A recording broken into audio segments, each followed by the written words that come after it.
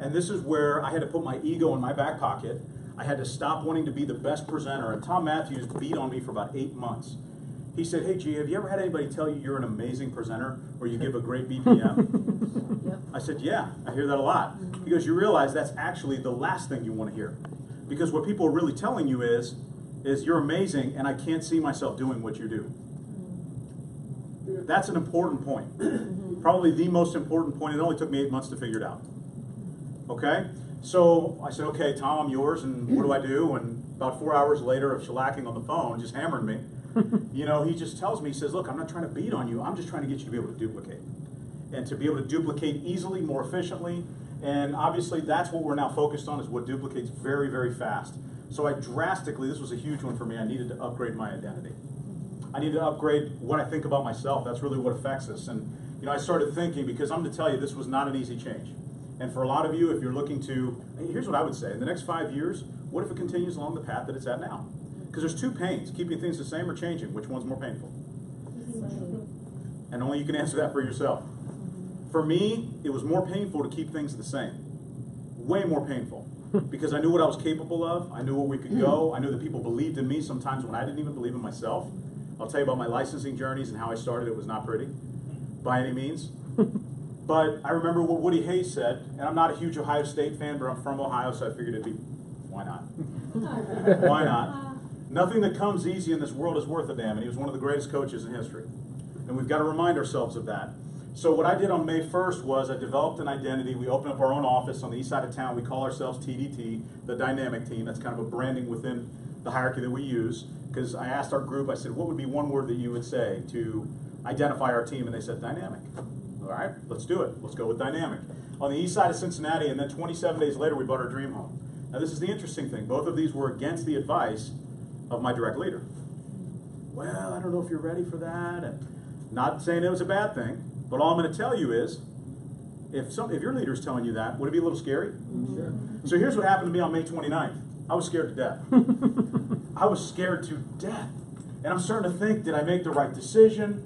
I quickly went from what do I want to, this is huge, what do I demand of myself?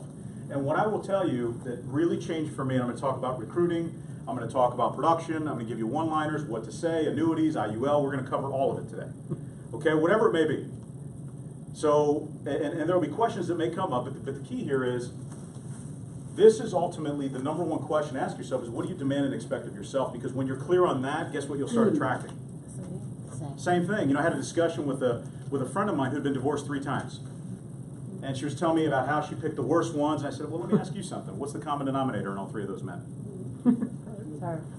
You got it. Sometimes we got to look in the mirror.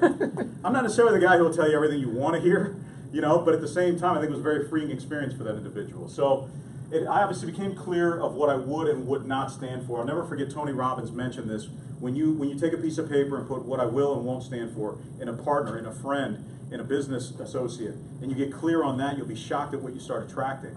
And I had gotten out of a bad 5-year relationship before I met my wife. I wasn't even looking to meet my wife. And I was telling Angela briefly this story. And I actually met her in 2006 when my buddy had said, hey, I want you to put in a good word for me. There's this really cute girl, her name's Becky, and maybe see if you can get her on a date with me. Well, that didn't work out well for him. But it worked out okay for me. It worked out well for me. So, but it was crazy because she checked all the boxes. So, for example, tying into business, let's talk about recruiting for a second. Are you actually recruiting? Which, yes, we all are. But something that struck me, and Ed Milet said this a long time ago, is acquiring new talent. And what I've realized is, how many of you have a client? One client. When was the last time you asked your client, who do you know that's blank, blank, blank? We call it the 3 C's, and I'll show you that in a second. But who do you know that's blank, blank, blank? We're looking to expand, we're looking to acquire new talent.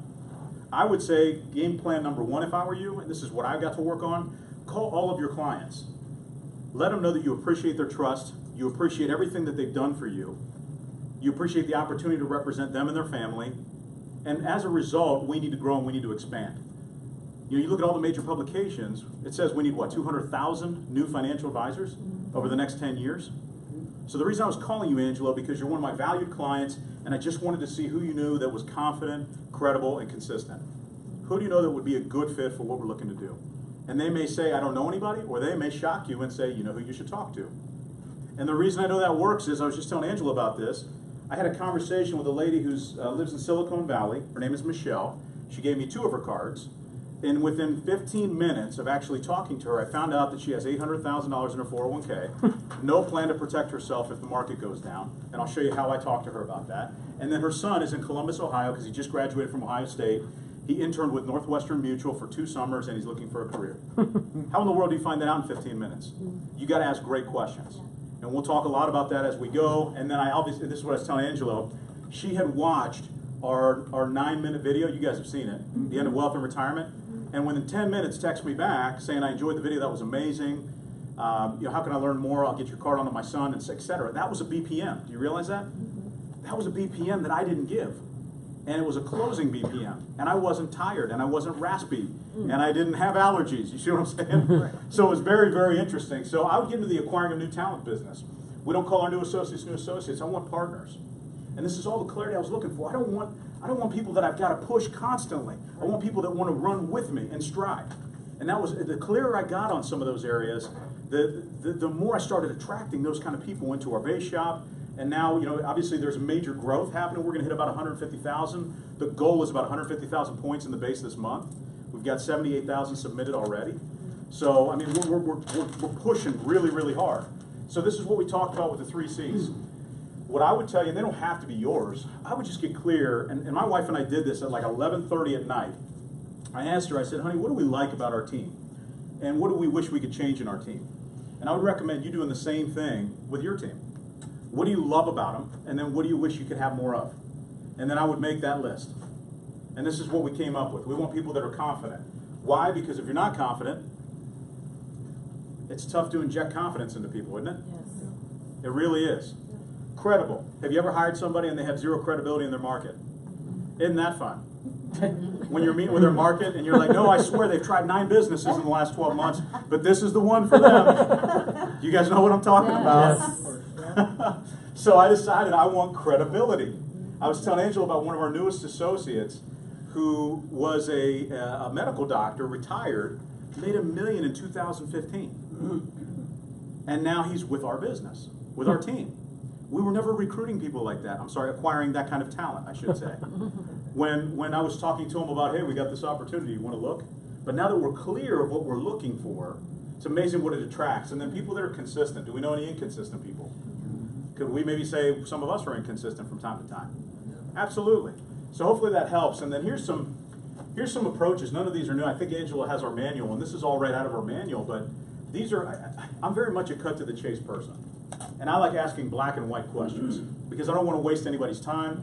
I'm not selling, our business is not multi-level. I'm not looking to sell anybody soap. I'm not selling people any face moisturizer. We're in a business of finances. We're in the world's largest industry. Right. So I say that because when we talk to folks, we talk to them, look, if the money and timing were right, would you consider doing something different? If the money and timing were right, I would consider doing something different. You see what I'm saying? Yeah. Cut to the chase with people. Don't fluff them. And one of the big things that we used to do that we do not do is, hey, let me tell you why you'd be awesome at this business. You know what they're thinking when you do that? There's more in it for you than there is for them. Right. Think of the dating game. Who do you want to go out with? Somebody who says, please go out with me, please go out with me, please go out with me. Or somebody who says, you're good looking. I'll be just fine whether you go out with me or not. It's the same game. It's the same game. And then here's another one is, I don't know if you're a fit for us. This is huge. This is just a mentality thing. I don't know if you're a fit for us or if we're a fit for you, but I'd love to learn more about one another. You can say this. We work a lot with CPAs. We work a lot with mortgage brokers. We work a lot with real estate agents. We work a lot with attorneys. Why? Because those are all people in markets that can get you into tremendous markets. Prospect people you want to be like.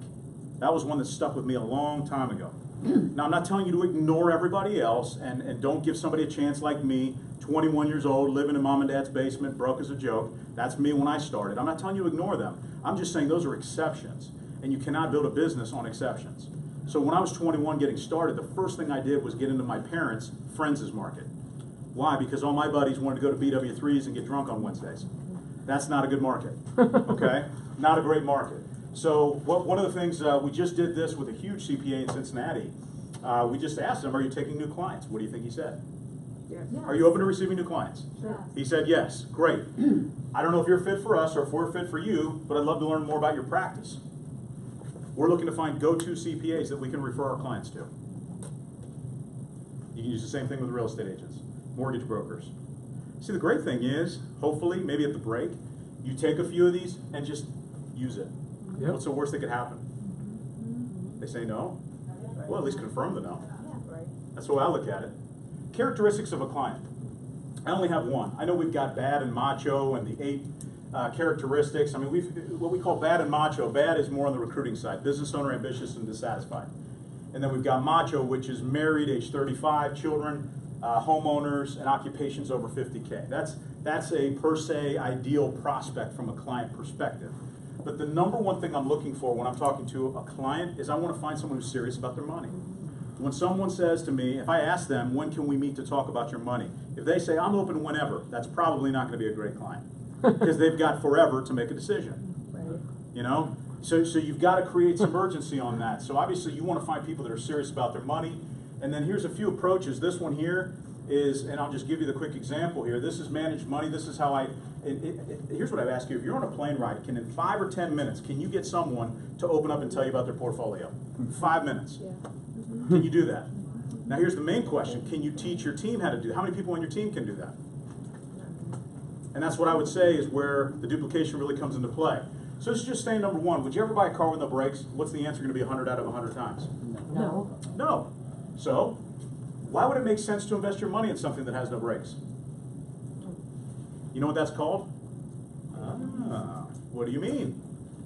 What are we talking about? So then I showed her some quick charts on my iPhone, in plane mode, by the way. And we just went through that. She said, I've never seen anything like this before. An annuity discussion. Does it make sense to guarantee a portion of your retirement? It's a yes, no question. If they say, no, I don't want to guarantee anything. Okay, cool. Well, then we don't have to. You got managed money. It's a pretty simple transition. And then this one here, we got out of the life insurance business about a decade ago. And we got into the economic value business. Huge. How many of you know people that get fired up when you call them and say, hey, I just got my insurance license. Can we sit down? I'll be frank with all of you. Insurance is awful. It's awful. It's needed. But what's the benefit of it? Your house burns down. You go to the hospital. Somebody dies. Any of those positive? No. So get out of the insurance business and get into the teaching people of what their economic value business is. So you can ask folks, do you know what your economic value is? Like I asked this gal on the plane. What do you think she said? I don't know. What are you talking about? Economic value. Would you like it protected? If we could show you what it is, would you like it protected? You guys know we have a product called NetLaw, right? Yep.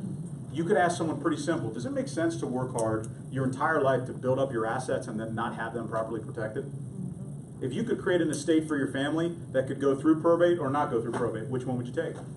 It could be fully taxed or partially taxed. Which one would you take? It's just yes, no questions, but we got to clear the fluff. Sometimes we try and be too pretty with it, and when we try and get too pretty, it's almost to the consumer like we're not really just getting to the point of what it is that we do. And we'll talk about speed here in a second. Building a team. I got out of the building a team business. I want to create a movement. We want a tradition. We want a legacy. You know, I mentioned my 2 boys. My 2 boys always want to come into the office and hang out. You know, I had a cool picture of my son wearing the old ring, and he had my sunglasses on. He wanted to sit in my chair, and he wanted me to take a picture of it and then send it to his buddies in like kindergarten. I'm like, dude, you're 6. Well, you shouldn't be showing that, because we're pretty private. You know, we're not one of those. You're not going to see me on Instagram like flexing or lifting weights or any of that stuff. Like some other. You know where I'm going with that. Yeah. That's just not me. But what we're after here is creating a movement. We're wanting to build a tradition, a legacy we can be proud of, and then selling the company an opportunity. Forget selling WFG or WSB or WealthWave or TFA. Don't sell any of that. Sell the crusade. Sell the crusade of what we do. I don't know if you're aware of this, but 2 out of 3 people in the world are financially illiterate. 2 out of 3 people in the world are financially illiterate. Probably 6 out of 10 people that you know have no clue what the Rule of 72 is. Out of 100 people you love and care about, how many are on pace to retire comfortably, you think? No. How many? 5, 15 maybe? Somewhere around there? 1? So why are we selling our company? Yeah, it's great, but you realize people don't buy the company, they buy the conviction that you bring to the table. They buy the look in your eye, they buy the certainty that you have. You realize that we live in a world that has two major epidemics: lack of self-character, lack of self-esteem. They're looking for stability. You have to bring that to the table. Forget about the tower, and I mean, that's great. It's good, but that's just the cherry on top. Start serving with our crusade. We always tell our people, don't be go-getters, be go-givers. Be a go-giver. Get in people's heart. Sell them here, not here. You get them here, everything else will come with it. Okay? And then looking for anybody and everybody. This was me. I just want to get a whole bunch of people on my team. I'm looking for all of them. I'll take anybody who's interested. Well, here's the thing. My time is valuable, like it is for you guys. I don't want someone who's committed. Very, very big difference. And so I'm going to get pretty hardcore here, and I'm looking for those that are looking for me. So once you get clear of what you stand for, what you will and won't accept in your life, you start bringing those people into your world. It's going to be their lucky day when they meet with you. Is this making sense? Yes. All right. Any questions? So I can take a breath here for a second. No. All right. Let's keep cranking. So I'm going to get into this a lot, but I'm just going to touch on it here. This is what we call our flip book, and all these files I can get to Angelo as well. So this is all on Dropbox. But basically, when we send a video out, and this is more to set an expectation of how we get people started. I'm going to talk a lot about fast starting in detail. All right. So when people get started, we treat this almost like a restaurant. And in a restaurant, I think I may have learned this from an MDTV that you and your brother gave, like back in 1974 or something. I remember. That was the year I was born, but yeah. I remember exactly what it was, but I remember VHS. Wait, what did they say? Rewind, and it took like 10 seconds to get there. But what's great is technology changes a little bit, doesn't it? Yeah. So when we get people started, I'm going to talk a lot about this here in our next presentation. But in our first 30 days, people have two responsibilities. Before I get into that, thank you, you're in my head. I appreciate it. Would you guys agree that it can get a little confusing with the fast start? Yes. All right, so let's do a business plan. Oh, let's do this. Oh, let's get you signed up for these websites. Gets a little confusing. And then somebody just quits, and then you ever see them again, sign and die. Hey, what'd I do wrong? Well, you threw too much at them. So everybody can relate to that one? Yes. Okay, what would you guys say is the most important thing you can do with a new associate? What would you guys say? Are they licensed? It doesn't. If they're licensed or not, whatever. Either or, whatever. Just jump in, guys. What do you think? Get a first win. What's that? Get a first win. Get a first win, okay? So even before we get a first win, how do we get a first win? Gain their commitment. If on board properly. Interview them. Get an appointment. What did you say? Interview them. Okay, well, I mean, like they're in, they're ready to go. Oh. What do we do with them now? Walk We them get through them, walk through process. their, get their. Get their Top 25 in the field. Okay. All right, that's one of them. Did you everybody hear what he said? Get the license. Okay, that's what I used to say. Okay, what else? Find out why. What's that? Find out why. Okay, see, all that stuff I used to do too. And it was different with everybody. All right, let's find your why. Let's sit down. Let's do this. Let's talk this. Let's meet with your family. Let's do. Here's all we do now. Ask them how much they want to earn. The expectation for this is set in the interview, by the way. The expectation is set in the interview, and then you're starting to weed out the people. And then this is also a great. Why do we beat ourselves up? When people quit, have you noticed you beat yourself up? Yeah. Because you always say, what could I have done differently? Yeah. Like it's your fault. Okay? Well, I wanted to get out of that business, and I wanted to get into the closure business. And the closure business for me consisted of doing two things really well. So in the pre-grand opening phase, as we call it, when we're interviewing someone, we say, look, you're starting out at a 25%. Now, if somebody's licensed and experienced and they're bringing over business, then we can negotiate a little bit. But if they say, I want that SMD contract, I'll say, well, then you'll have no problem qualifying for that SMD contract. If you're that good, you'll have no problem qualifying, right? Right. Oh, I'm so good. Well, then great. Come on in at this contract. Prove to everybody, but you're going to earn it. Okay? Because I had to earn it. And then we can talk about that story. So, training associate, two responsibilities. Gain experience and do their FNA, or whatever you guys call it. I know the YSO's team calls it an FS1. Everybody calls it something different. We just call it a financial needs analysis. Okay? So come in, gain experience. How do you gain experience? Let's get you out on 10 appointments in your first 30 days. This is in my opinion, you can screw up everything, but and here's exactly what I tell them. If you want to quit after the 10th appointment, because you don't know jack about what we do until you've been out in the field and helped another family. And guess what I've immediately gotten? Closure. Closure. So now the success we're measuring on our team, and we have our Facebook team page, we're posting up people who are going out on 10 appointments in their first 30 days. And guess what's happening? Do you think they're making money? Do you think they're rolling accounts? Do you think they're building their teams? Of course. How much are you ever going to learn about swimming if you read about it all day but you never get in the pool?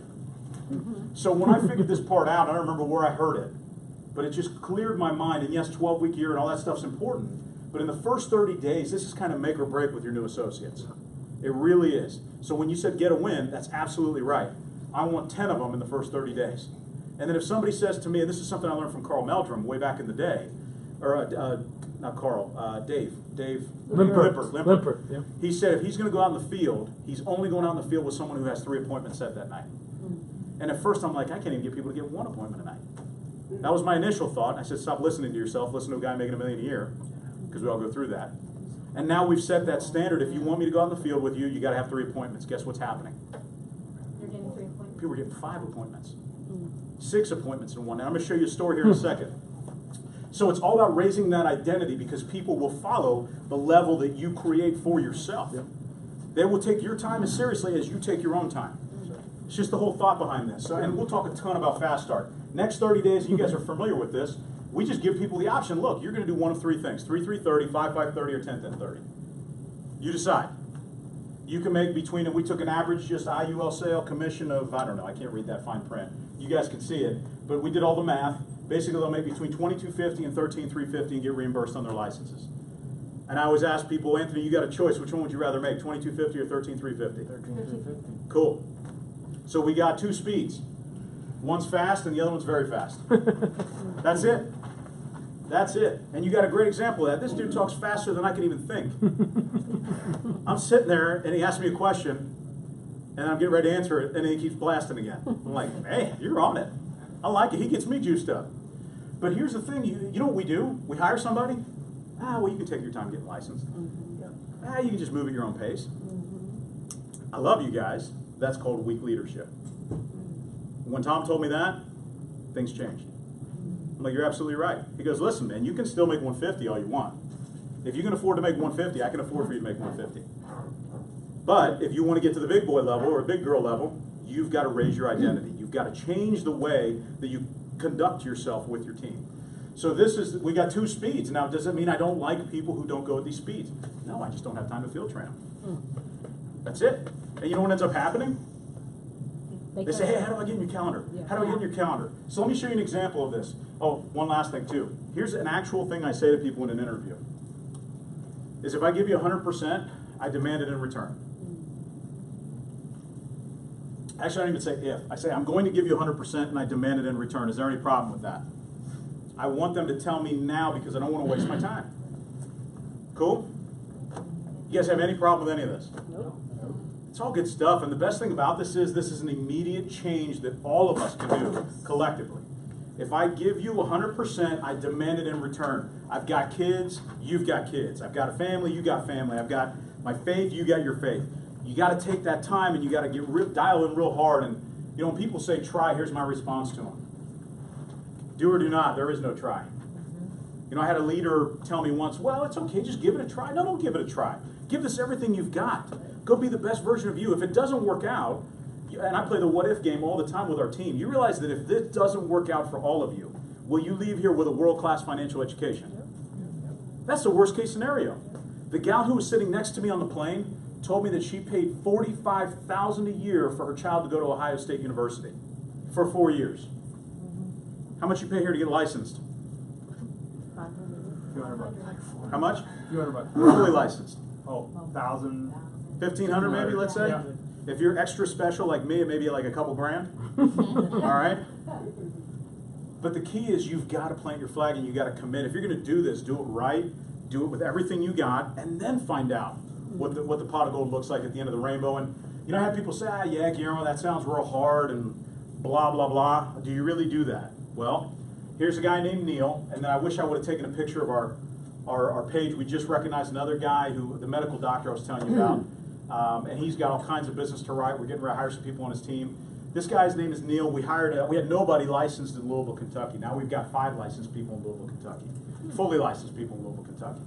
And he started with us on January 5th of 18. He's a millennial. He's married. He's got 2 kids. Now they're 3 and 1. He works 50 hours at his job. He's a worship director at his Kirk. Nobody can spell right, I guess, but you get the idea. It's supposed to say church. All right, and then this is what happened. We actually did 10 appointments in one day. 10 appointments in one day. It's 2 hours away from Cincinnati to Louisville, and I told this guy the same thing. I said, look, man, you got a family, you got kids. If we're going to do this, you give me everything you got, I'll give you the same thing in return. So you see the first appointment, this is on a Saturday, 8 a.m. So that means I had to leave my house at 5:45 on a Saturday morning. First appointment, we did a new FNA to do, and we got 7 new referrals. By the way, this guy came to us from Primerica. He was there for 1 year. And we met with his brother, who was this individual here. His brother basically told him when he worked with PFS, his brother said, I'm not interested, don't ever call me again. And he said, well, you know, I'm kind of hesitant about calling your brother. I said, call your brother, tell him you're bringing your partner, and it's a totally different deal. We sat down, he owns an electric company, 7 new referrals with the employees of his company. Now we're working on setting up a simple IRA for the company. That was his first appointment. The 9 a.m. was a no-show. We never have those, do we?